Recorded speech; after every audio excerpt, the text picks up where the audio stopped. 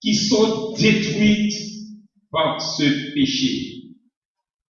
Nous avons des divorces à cause du péché sexuel.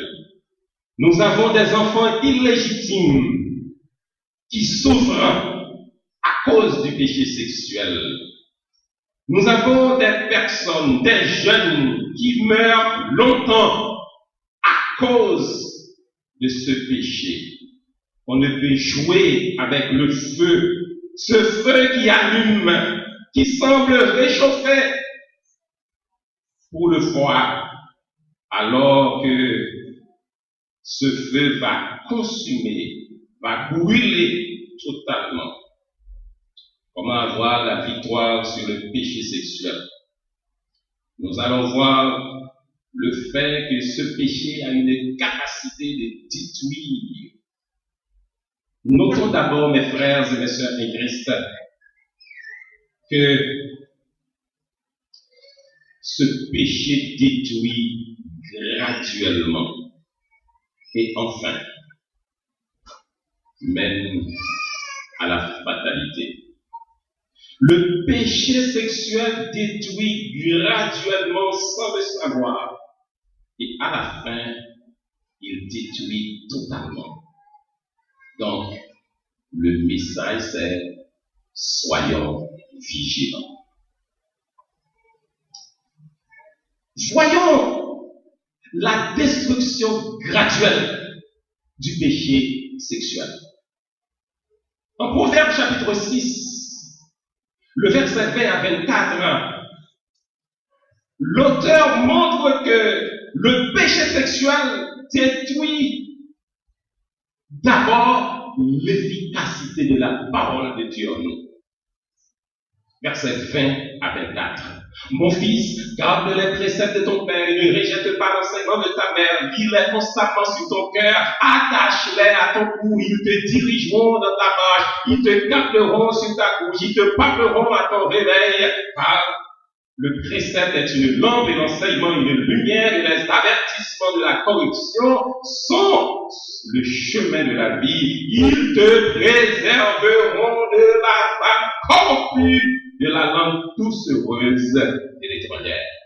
C'est-à-dire, si on a la connaissance de la parole de Dieu, on ne tombera pas dans ce péché. C'est le premier élément de la destruction graduelle de ce péché. Car seule la parole de Dieu peut aider, seule la parole de Dieu peut vous garder. Si vous acceptez de pratiquer la parole de Dieu, vous ne tomberez pas dans ce verset. Ils te dirigeront dans ta marche, ils te garderont sur ta couche, ils te parleront à ton réveil. N'est-ce pas, nous lisons que le psalme dit, ta parole est une lampe à mes pieds et une lumière sur mon sentier. Verset 24, ils te préserveront de la femme corrompue.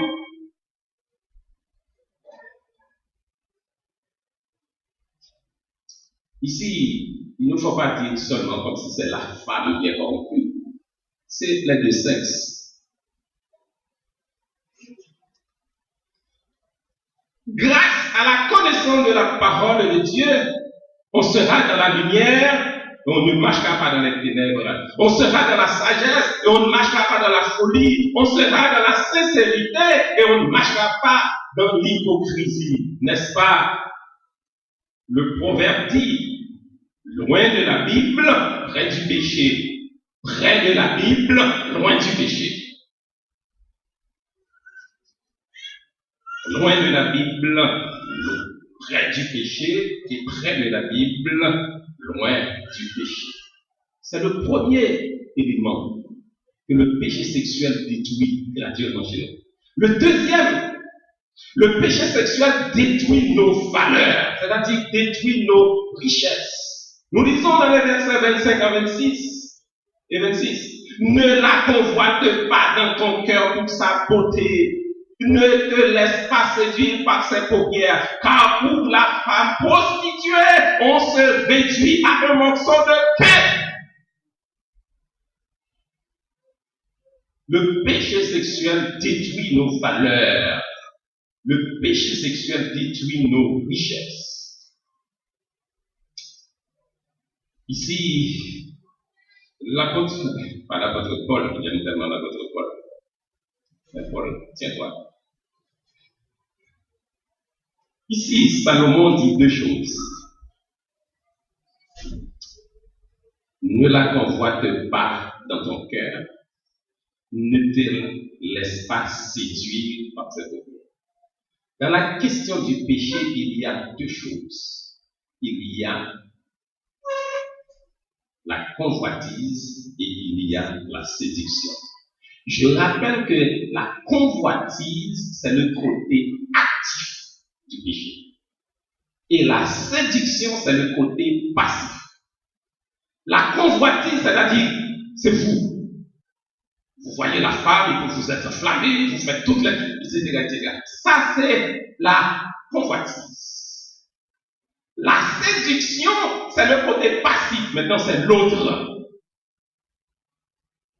Il ou elle fait des pressions sur vous. Et voilà pourquoi le mot d'ordre, c'est que, comme on dirait en créole, pas convoite-t-elle, pas quitter le séduire.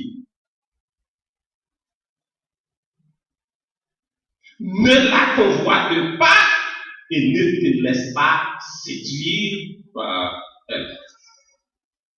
J'ai dit que la convoitise est à l'intérieur de notre cœur. C'est important. Quand on tombe dans ce péché, on est devenu comme un morceau de pain.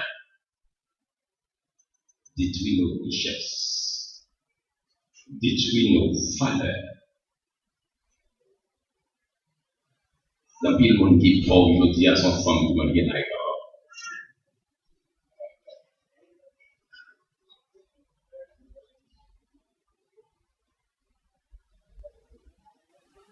Dans le petit monde qui n'est pas à l'école, je dis, il n'y a pas l'argent pour payer parce que l'argent dépensé de l'autre côté.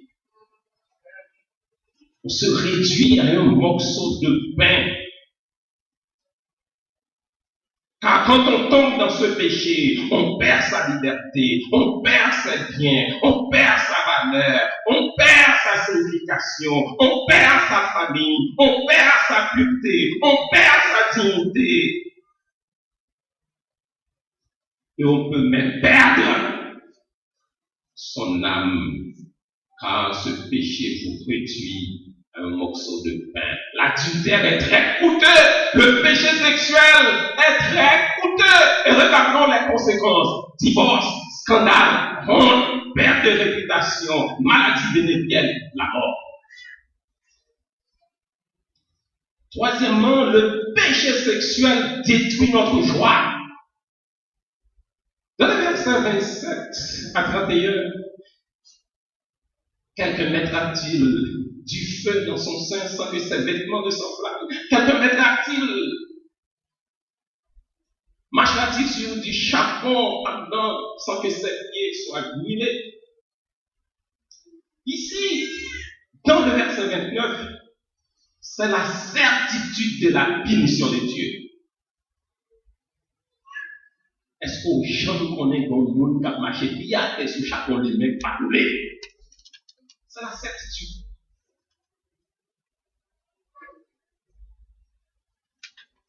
Est-ce qu'on j'aime connaître un monde qui prend un charbon du feu, lui-même, il mettait dans le corsage, ou bien dans la chemise, il ne roule pas, rouler. C'est la certitude de la punition de Dieu pour ce péché.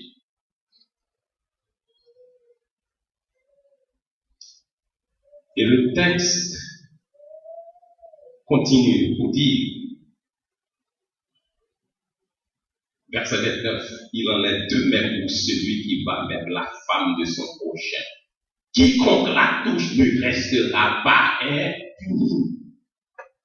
Même genre de mouvement, un charbon du feu avec, même on pense avoir couler, c'est la certitude. Je vous rappelle, mes frères et mes sœurs en Christ, que le péché sexuel est un péché grave. Dieu ne joue pas avec. Et puis, le verset 30 dit, on ne tient pas pour innocent le voleur qui dérobe pour satisfaire son appétit quand il a faim.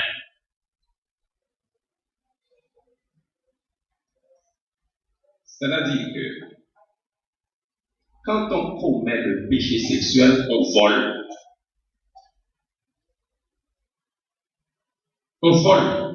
Parce que le péché sexuel, la sexualité ou bien le sexe doit se faire uniquement dans les limites du mariage.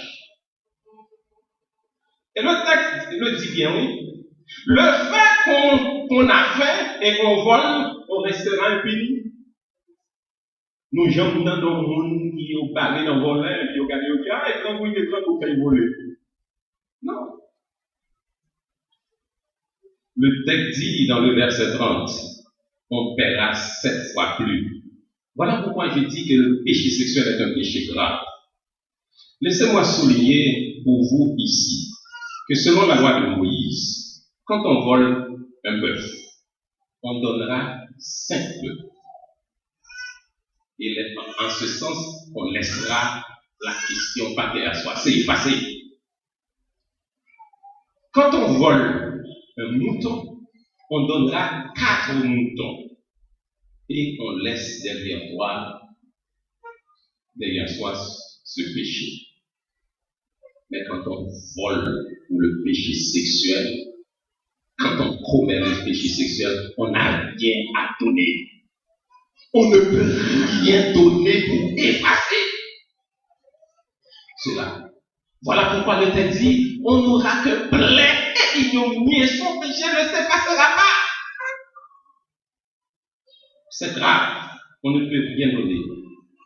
On ne peut rien faire. On peut pleurer. On peut suicider. Rien. Seulement une vraie confession. Abandon de ce péché. On a la paix de l'esprit, mais on ne peut défaire ce péché. Donc soyez vigilants pour ne pas tomber là-dedans. Je me rappelle de ce jeune homme en 1993. Ce jeune homme de 32 ans, on l'a mis sur le journal avec pesait 300 kilos. 300 kilos. Ce jeune homme souffrait d'une maladie. C'est comme si on disait qu'il est gourmand, mais moi je dis qu'il souffrait. Les médecins qui sont là peut-être peuvent m'accompagner à ce niveau. Souffrait d'une maladie que l'on pourrait appeler la boulimie.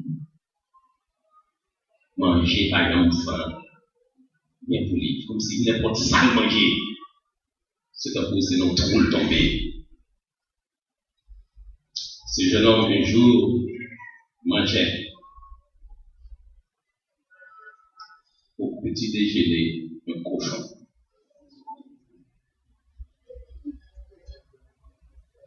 Et quand il a fini de consommer le cochon,